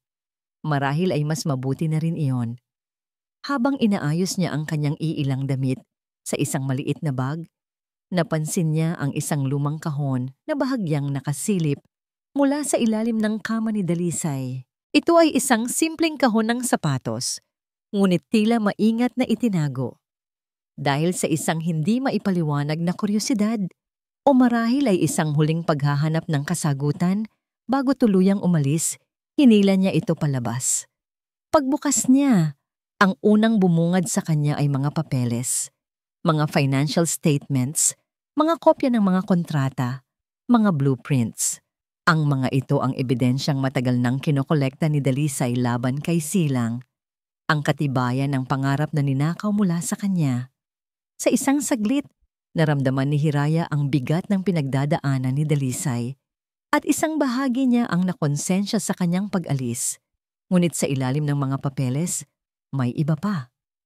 Mga bagay na mas personal, isang lumang tiket sa sine, isang tuyong bulaklak at isang litrato. Kinuha niya ang litrato. Nasa litrato si Dalisay, mas bata ng ilang taon. Ang kanyang mga mata ay hindi kasing lamig ng ngayon. Mayroon itong kislap, isang saya na hindi pa nakikita ni Hiraya kailanman. Isang ngiti ang nakaguhit sa kanyang mga labi. Isang ngiting totoo at walang pagkukunwari. At katabi niya ang isang babae, nakasandal ang ulo sa kanyang balikat. Pareho silang masayang nakatingin sa kamera. Mahaba ang buhok ng babae, alon-alon at kulay tsokolate, katulad ng dati niyang buhok. Ang paraan ng pagngiti nito, ang hugis ng kanyang mga mata. Nanlamig ang buong katawan ni Hiraya. Hindi sila magkamukhang magkamukha. Ngunit ang pagkakahawig ay hindi maikakaila. Malakas, nakakabagabag. Para siyang tumitingin sa isang bersyon ng kanyang sarili mula sa ibang panahon. Biglang nagkaroon ng kahulugan ang lahat. Isang masakit at malupit na kahulugan. Ang pagbabagong anyo. Ang pagpapaikli ng buhok na tila pagbubura sa dati niyang itsura. Ang mga damit, ang mga aral. Ang mga sandali ng paninitig ni Dalisay na akala niya ay dahil sa kanya. Lahat ng iyon ay parang mga piraso ng isang puzzle na ngayon lang nabuo. Ang tanong ay parang isang lason na gumapang sa kanyang isipan. Hindi kaya pinili niya ako? Hindi lang dahil asawa ako ni Silang? Hindi kaya pinili niya ako dahil sa babaeng ito? Dahil may nakita siyang pagkakahawig? Dahil isa lang akong kapalit? Isang anino ng isang pag-ibig na nawala sa kanya. Naramdaman niya ang matinding pagkadismaya. Ang pangalawang pagkakataon na sinira ang kanyang tiwala. Ang ikalawang pagkakataon na ginamit lang siya. Hawak ang litrato, umupo si Hiraya sa kama. Ang kanyang mundo ay muling gumuho. Ang dating sakit na dulot ni Silang ay muling bumalik. Mas matindi pa. Dahil ngayon, kasama na ang sakit na dulot ng isang taong nagsimula nang magbigay sa kanya ng kakaibang pag-asa. Nang bumalik si Dalisay sa apartment, ang katahimikan ang unang sumalubong sa kanya.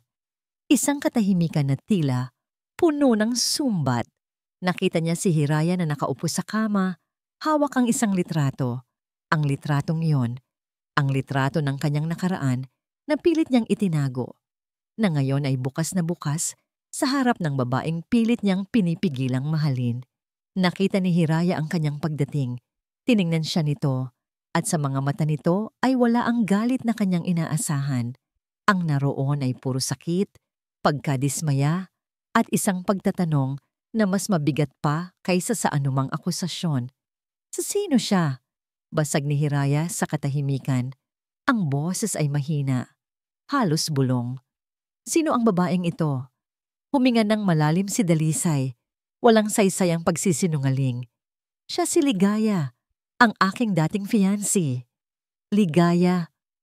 Ulit ni Hiraya. Tila tinitikman ng pangalan.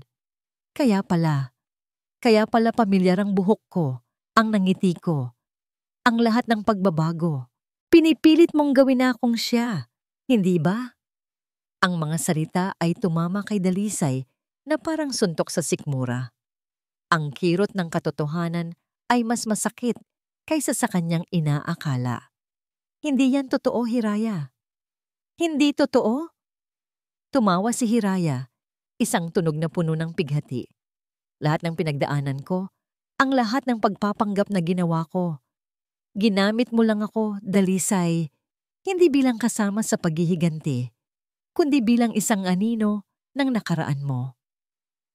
Ang kanyang mga luha ay nagsimulang dumaloy, sunod-sunod.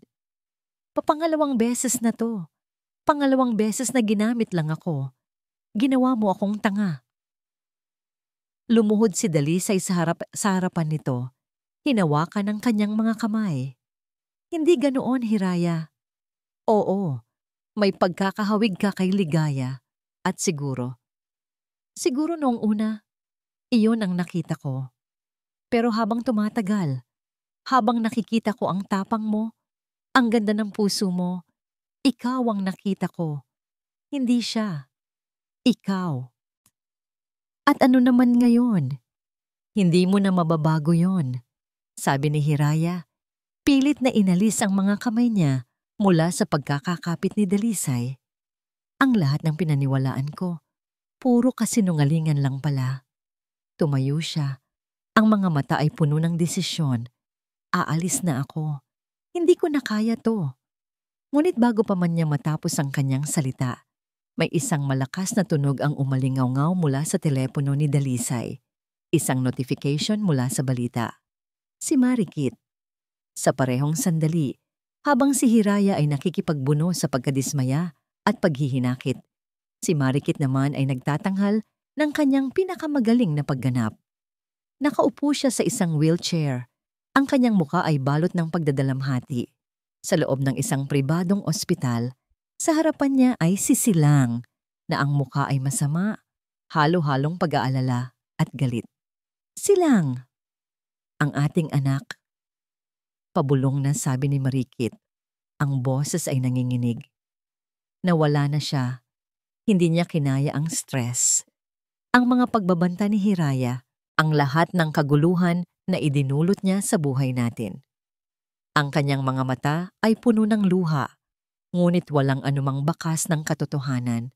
Maingat niyang pinlano ang bawat detalye, ang biglaang pagtawag sa emergency, ang pagsasabing nakakaramdam siya ng matinding sakit, ang pagkukunwari na nahimatay.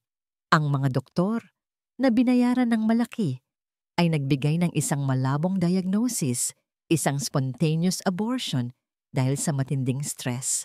Niyakap ni Silang si Marikit. Ang kanyang katawan ay nanginginig sa galit. Hindi nito nakita ang matagumpay na ngiti na sumilay sa labi ni Marikit habang nakasiksik ito sa kanyang balikat. Para kay Marikit, ang pagkawala ng anak ay isang maliit na sakripisyo, kung ang kapalit naman ay ang buong pagtitiwala at awa ni Silang. Ang hayop na yon, bulong ni Silang. Ang mga kamao ay nakakuyom. Ipagsisisihan niya to. Gagawin kong impyerno ang buhay niya. Hindi pa man natatapos ang kanilang pag-uusap, sa apartment ni Dalisay, isang malakas na kalabog ang umalingaw-ngaw mula sa ibaba. Bumukas ang pinto ng pagtahan ng may puwersa at sa hagdanan naroon si Silang. Ang kanyang mga mata ay nanlilisik, ang muka ay pununo ng uhaw sa dugo. Hindi siya nag-iisa. May kasama itong dalawang malaking lalaki. Nagtago si Dalisay sa isang tabi, itinago ang kanyang sarili, at si Hiraya mula sa paningin ni Silang. Hiraya Salcedo, sigaw ni Silang, ang boses ay umalingaw-ngaw sa buong apartment. Lumabas ka dyan, hayop ka! Harapin mo ako! Napakapit si Hiraya sa braso ni Dalisay, nanginginig sa takot. Hindi pa niya nakita si Silang na ganito. Ito ay hindi na ang Silang na kilala niya. Ito ay isang halimaw na puno ng puot. Pinatay mo ang anak ko. Muling sigaw ni Silang, ang kanyang mga hakbang ay lumalapit. Napaigtad si Hiraya. Anak? Ngunit bago pa man makasagot si Dalisay, pumukas ang pinto ng apartment. Pumasok si Silang, ang kanyang mga mata ay naghahanap ng biktima. Nang makita niya si Hiraya na nakatayo malapit sa kanya, hindi na ito nag-aksaya ng panahon. Pinatay mo ang anak ko. Galing na galing sa paghihirap na sigaw ni Silang. Tatalon ito at mabilis na tina ang braso ni Hiraya nang may puwersa. Babayaran mo yan. Agad namang lumabas si Dalisay mula sa pinagtataguan at sinalo ang isang suntok na para sana kay Hiraya. Sumiklab ang kaguluhan. Ang dalawang kasama ni Silang ay sumugod din. Sumisigaw si Hiraya, sinusubukang pigilan ang gulo, ngunit walang sino man ang nakikinig. Nagpalitan ng suntok sina Dalisay at Silang. Ang tunog ng bawat pagtama ay nakakabingi. Ang galit ni Silang ay tila nagpapalakas sa kanya. Ang determinasyon ni Dalisay ay hindi naman bumibigay. Bigla, sa gitna ng kaguluhan, isang malakas na katok sa pinto ang pumukaw sa kanilang atensyon. Pulis! Buksan ang pinto! Ang lahat ay natigilan. Ang mga suntukan ay huminto. Ngunit huli na ang lahat. Ang pinto ay biglang bumukas ng may puwersa at maraming unipormadong pulis ang pumasok. Ang kanilang mga baril ay nakatutok sa lahat ng naroon. Naiwan si Hiraya na nakatayo doon. Ang kanyang mundo ay gumuho na. Si Silang na nagwawala. Si Dalisay na puno ng pasa. Ang mga pulis. Ang lahat ng plano, ang lahat ng paghihiganti ay nauwi sa ganito. Ang lahat ay nawala. Ang malamig na hangin sa loob ng istasyon ng pulisya ay tila humahalo sa kaba na nararamdaman ni Hiraya.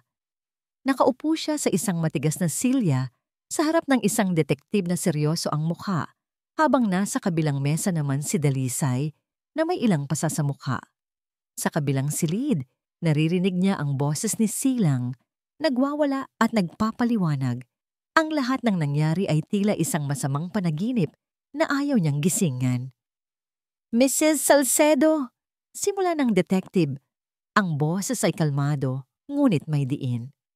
Magsalita ka ng totoo. Anong nangyari sa apartment ni Mr. Montenegro? At ano ang kaugnayan mo kina Mr. Pineda at Miss Castro? Huminga ng malalim si Hiraya. Ang kanyang isip ay magulo, puno ng mga tanong. At pagdududa, ang litrato ni Ligaya ay paulit-ulit na bumabalik sa kanyang isipan, kasama ang mapait na katotohanan na ginamit lang siya ni Dalisay. Ngunit sa pagkakataong ito, hindi lang siya ang nakataya. Kung mananahimik siya, pareho silang masisira ni Dalisay. Kailangan niyang pumili. At sa pagkakataong ito, pipiliin niya ang katotohanan, ang kanyang sarili, at ang hustisya na nararapat para sa kanila. Ang lahat po ay nagsimula nang matuklasan kong niloloko ako ng asawa ko, si Silang Pineda.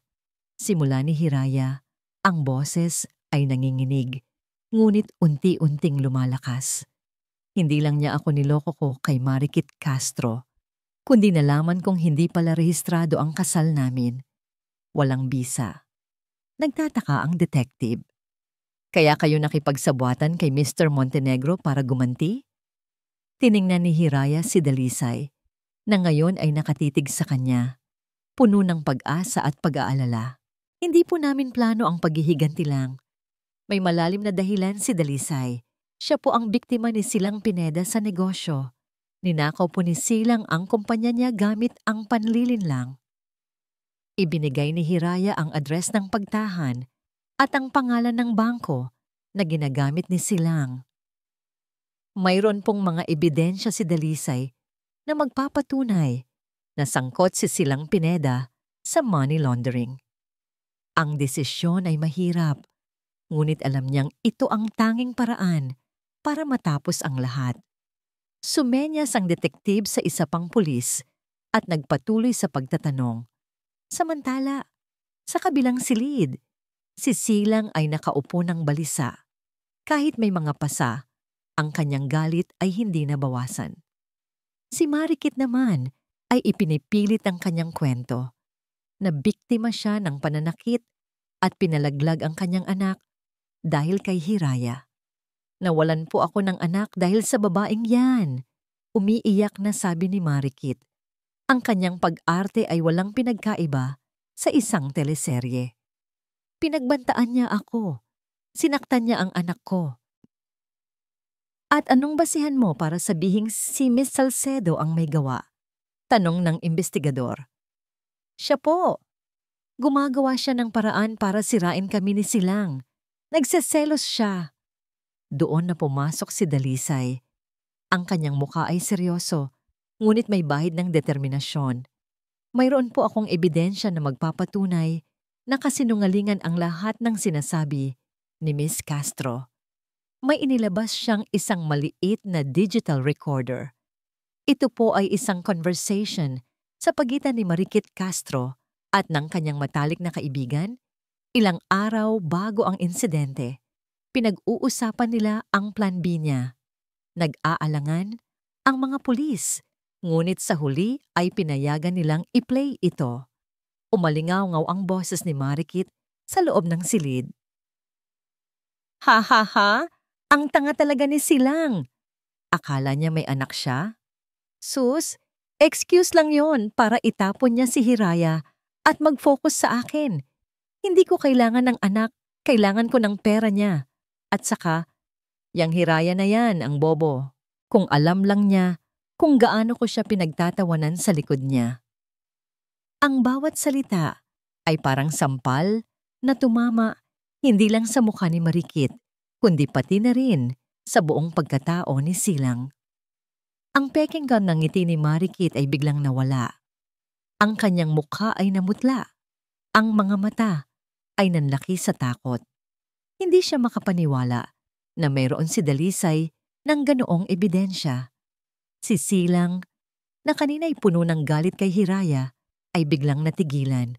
Ang kanyang mata ay nakatitig kay Marikit, puno ng matinding pagkakanulo.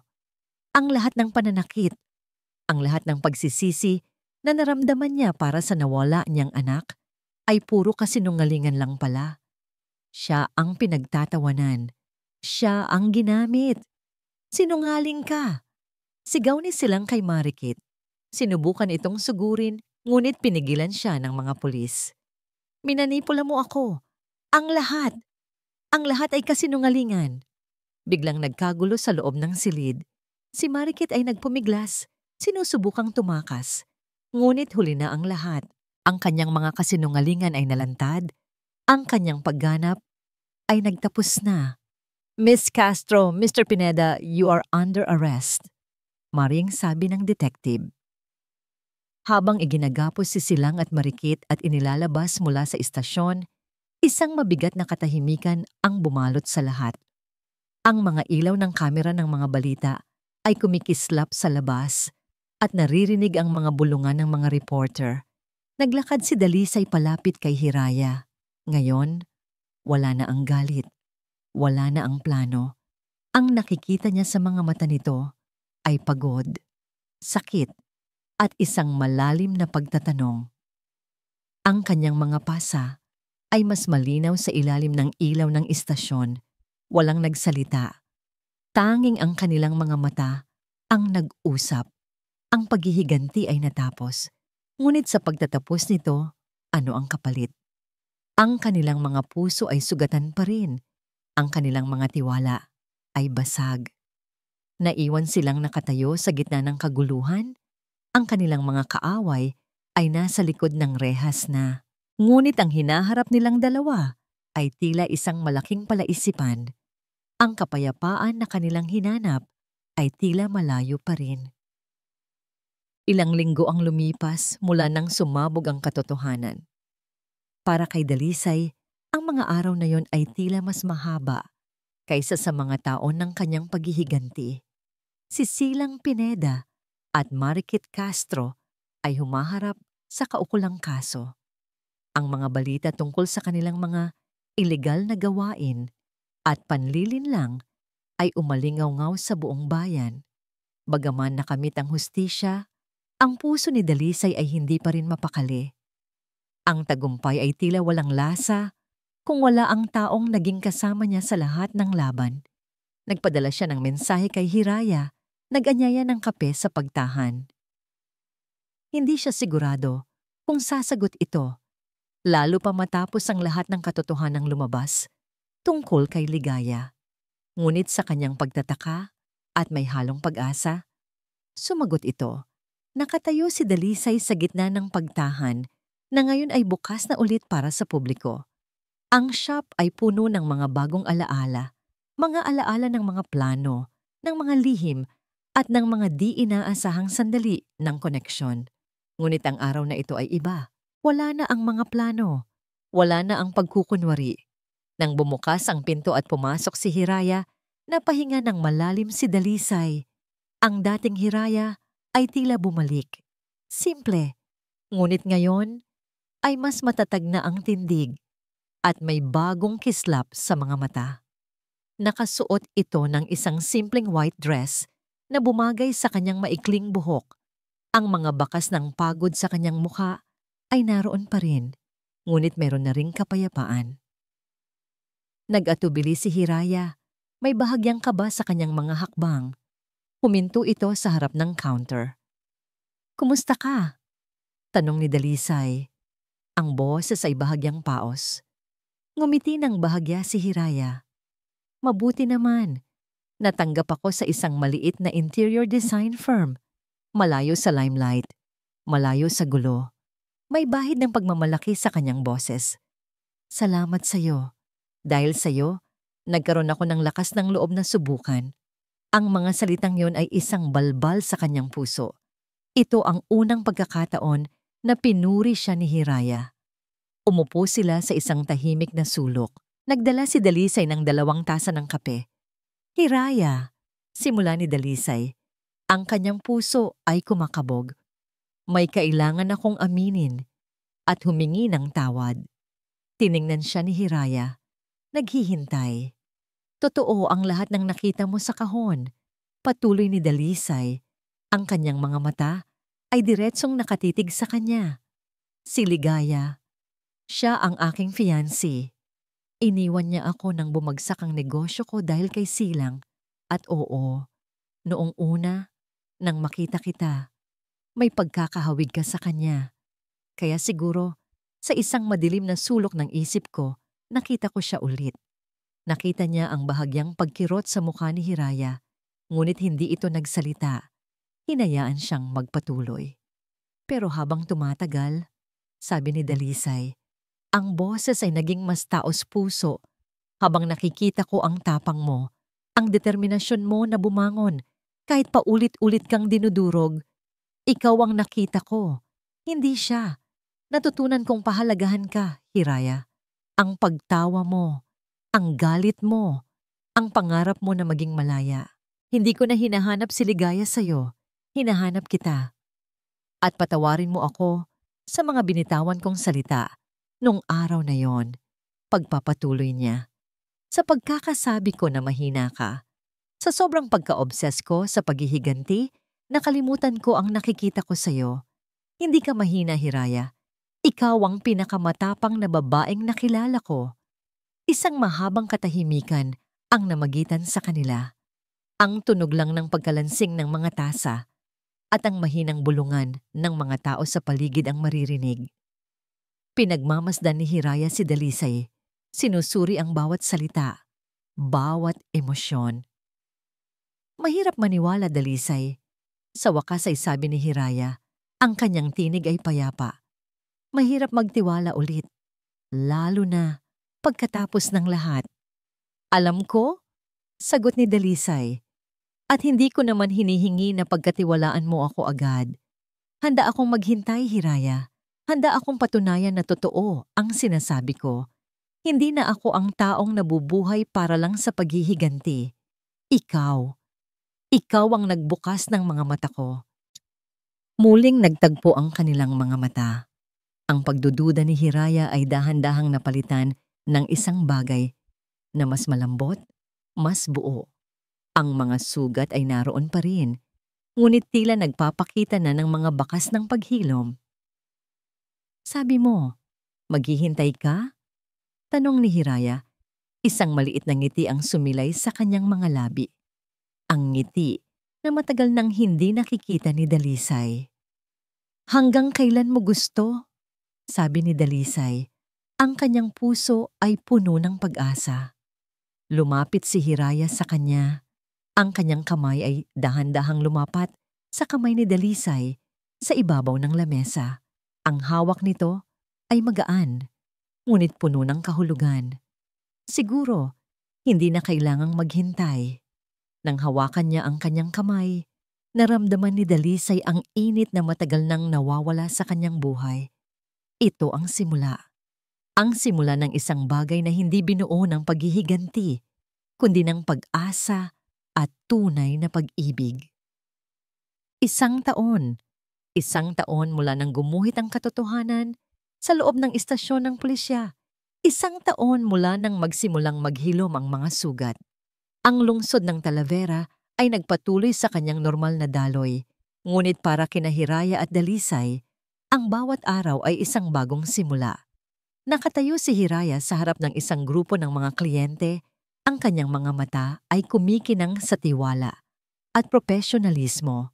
Ang kanyang buhok ay maiksi pa rin, ngunit ngayon ay hindi na ito simbolo ng pagbabago para sa paghihiganti, kundi simbolo ng kanyang muling pagkabuhay.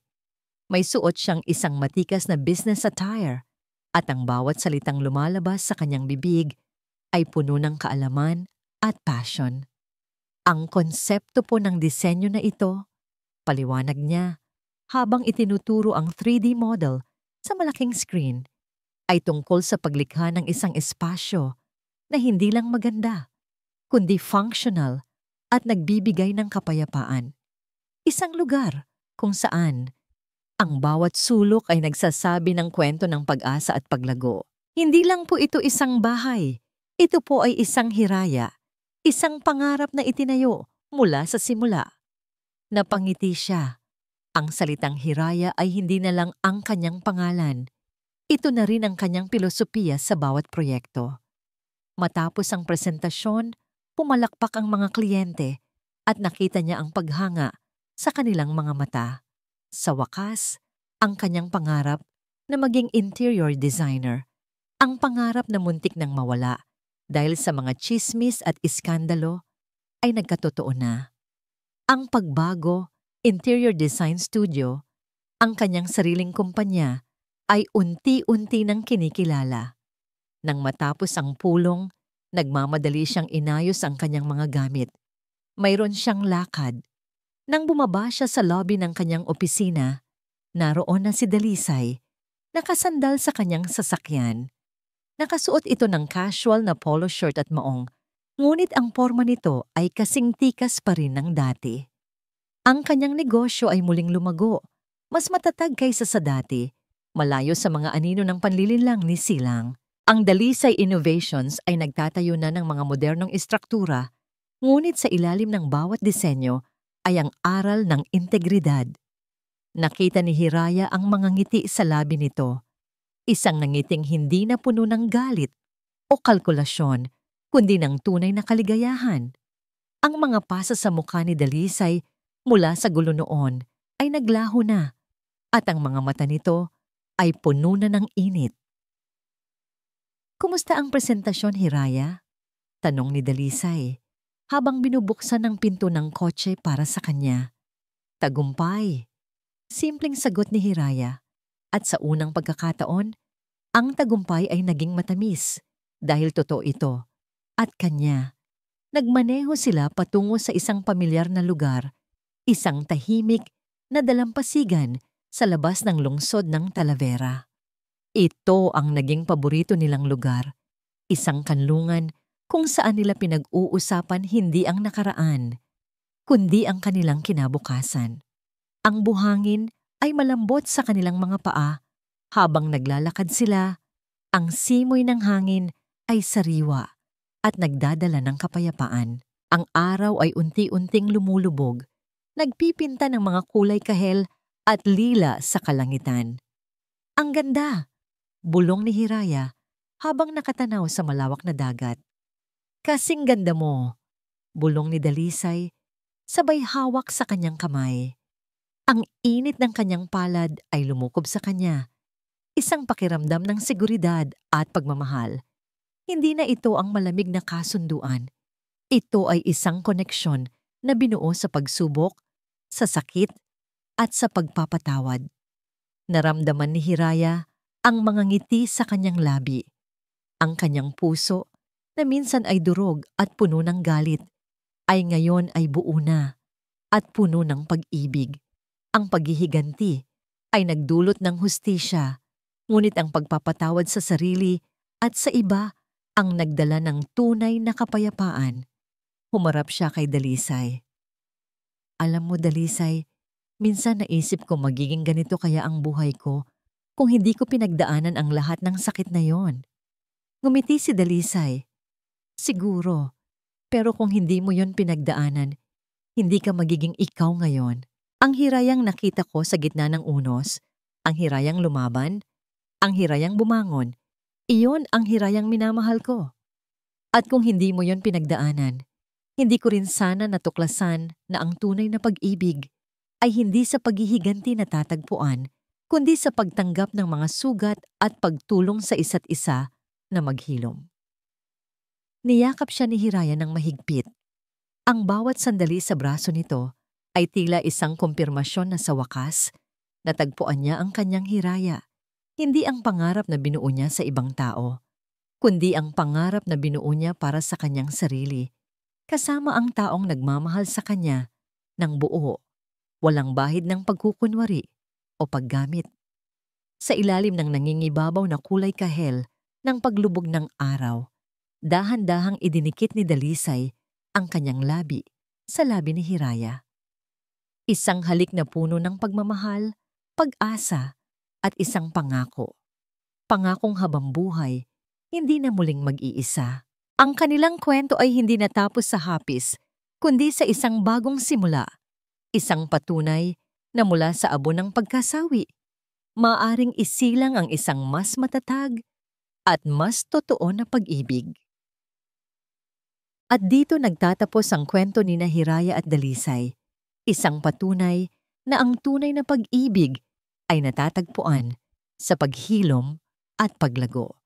Sa lahat po ng aming taga-subaybay na sinamahan kami sa bawat kabanata, sa bawat luha at ngiti, mula sa puso po ng inyong scriptwriter, maraming salamat. Ang paglalakbay ni Hiraya at Dalisay ay naging bahagi rin ng aking sariling paglago bilang manunulat. Hindi naging madali ang paghabi ng kanilang kwento. May mga gabing halos sumuko na rin ako sa bigat ng kanilang mga pinagdadaanan, sa komplikado ng kanilang damdamin. Ngunit sa bawat karakter na nabuo, sa bawat twist na inihanda, laging nariyan ang pagnanais na magbigay ng isang kwentong hindi lang magpapakilig o magpapagalit, kundi magbibigay inspirasyon. Ang bawat salita ay isinulat ng may pag-asa na ito'y makakapagbigay ng liwanag sa mga pusong minsan na ring nasugatan. Sana po, sa pamamagitan ng kanilang karanasan, ay nakita ninyo na ang pag-ibig ay hindi laging perpekto. Ito ay madalas na puno ng pagsubok, ng sakit at ng mga pagkakamali. Ngunit sa huli, ang pagpapatawad, hindi lang sa iba, kundi pati na rin sa ating sarili, ang siyang susi sa tunay na kaligayahan, na kahit gaano pa kahirap ang nakaraan, laging may pag-asa para sa isang bagong simula, na mula sa mga abo ng pagkasawi, maaaring sumibol ang isang mas matatag, mas tapat, at mas wagas na pag-ibig. Maraming salamat po muli sa pagbibigay sa akin ng pagkakataong ibahagi ang kwentong ito. Ang inyong mga komento, ang inyong mga reaksyon, ay malaking inspirasyon po sa aming lahat. Ano po ang pinakapaborito ninyong sandali sa buhay ni Hiraya at Dalisay? At anong uri naman ng kwento ang nais ninyong mapakinggan sa aming mga susunod na handog? Huwag po kayong mag-atubiling ibahagi ang inyong saloobin sa comment section. Mahalaga po ang inyong tinig.